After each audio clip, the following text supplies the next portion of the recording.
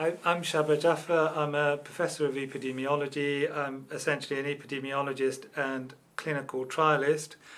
My background is mostly in HIV infection. I've worked in Africa, in Asia, in India and Thailand. But for the last 15 or so years, my focus has been entirely in Africa.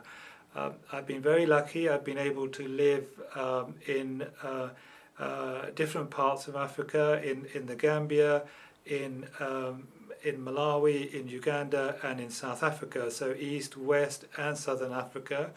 One of my stints was in South Africa, where I lived in a community for about a year that had a very high prevalence of HIV infection. About 1 in 3 people, 1 in 3 adults were living with HIV infection, and I lived in the middle of that for a year. I realized then, though, that even at that very early stage, that there was another epidemic coming along that was probably going to dwarf the HIV epidemic, and that was the epidemic of non-communicable diseases, particularly diabetes and hypertension. And so that's when I started to get into diabetes and hypertension and chronic diseases.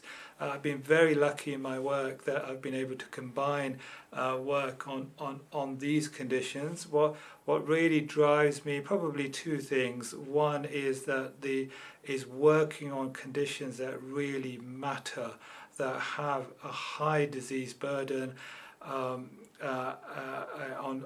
societies and countries in Africa.